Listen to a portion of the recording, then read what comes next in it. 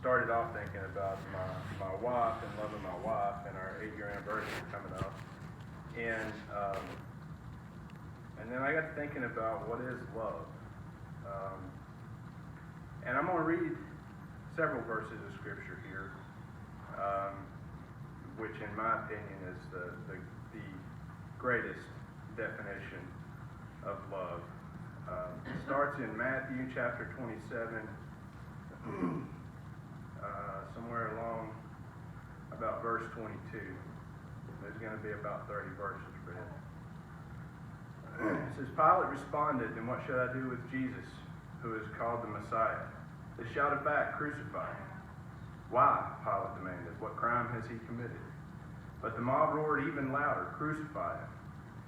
Pilate saw that he wasn't getting anywhere and that a riot was developing, so he sent for a bowl of water and washed his hands before the crowd, saying, "I am innocent of this man's blood. The responsibility is yours." And all the people yelled back, "We will take responsibility for his death, we and our children." So Pilate released Barabbas to them. He ordered Jesus flogged with a lead-tipped whip, then turned him over to the Roman soldiers to be crucified. Some of the governor's soldiers took Jesus into their headquarters and called out the entire regiment. They stripped him and put a scarlet robe on him. They wove thorn branches into a crown and put it on his head. And they placed a reed stick in his right hand as a scepter. Then they knelt before him in mockery and taunted, "Hail, King of the Jews!" And they spit on him and grabbed the stick and struck him on the head with it. When they were finally tired of mocking him, they took off the robe and put his own clothes on him again. Then they led him away to be crucified. Along the way, they came across a man named Simon, who was from Cyrene. And the soldiers forced him to carry Jesus' cross. And they went out to a place called Golgotha, which means place of the skull. The soldiers gave Jesus wine mixed with bitter gall, but when he had tasted it, he refused to drink it. After they had nailed him to the cross, the soldiers gambled for his clothes by throwing dice. Then they sat around and kept guard as he hung there. A sign was fastened above Jesus' head announcing the charge against him. It read, "This is Jesus, the King of the Jews." 2 revolutionaries were crucified with him, one on his right and one on his left. The people passing by shouted abuse, shaking their heads in mockery. "Look at you now," they yelled at him. "You said you were going to destroy the temple and rebuild it in 3 days. Well then, if you are the Son of God, save yourself and come down from the cross." The leading priests, the teachers of religious law, and the elders also mocked Jesus. "He saved others," they scoffed, "but he can't save himself.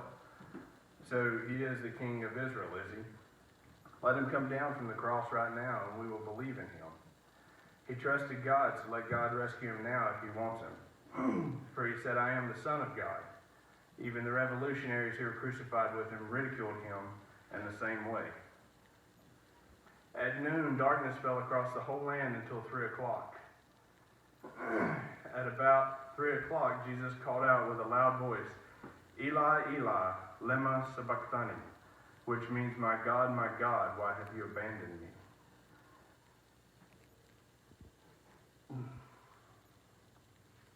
Some of the bystanders misunderstood and thought he was calling for the prophet Elijah. One of them ran and filled a sponge with sour wine, holding it up to him on a reed stick so he could drink. But the rest said, "Wait, let's see whether Elijah comes to save him." Then Jesus shouted again and released his spirit. At that moment, the curtain in the sanctuary of the temple was torn in two from top to bottom. The earth shook, rocks split apart, and tombs opened. The bodies of many godly men and women who had died were raised from the dead. They left the cemetery after Jesus' resurrection, went into the holy city of Jerusalem, and appeared to many people. The Roman officer and the other soldiers at the crucifixion were terrified by the earthquake and all that happened. They said, "This man truly was the Son of God." That's the best definition for love.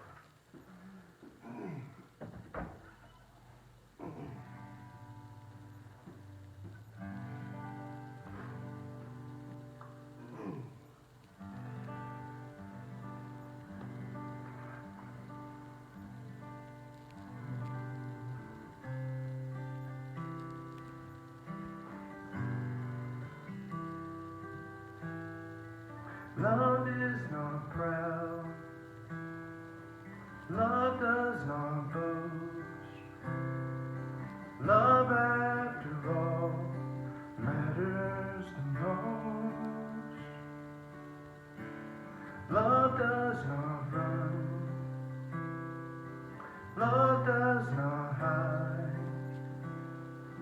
Love does not keep locked inside. Love is a river that flows through. Love never fails you.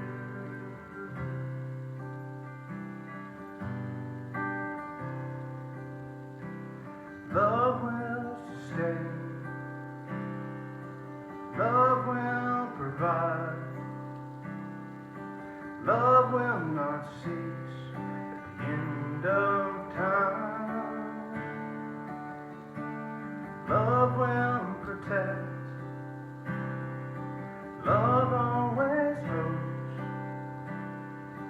Love still believes when you don't.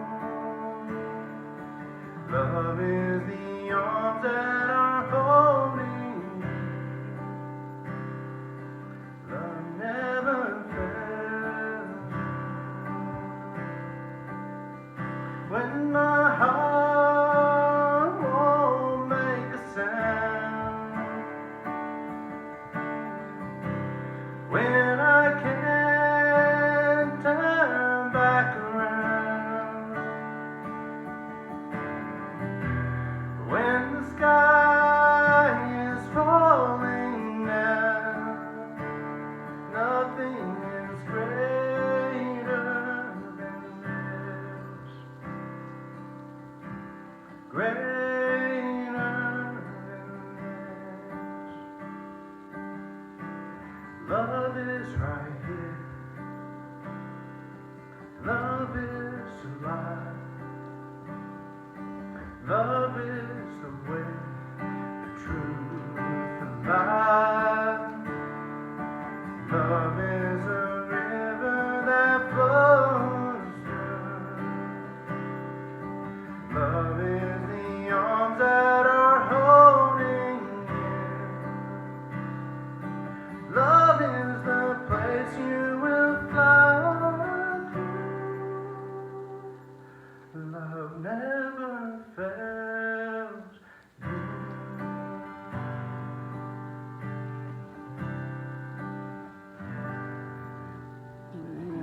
Beautiful.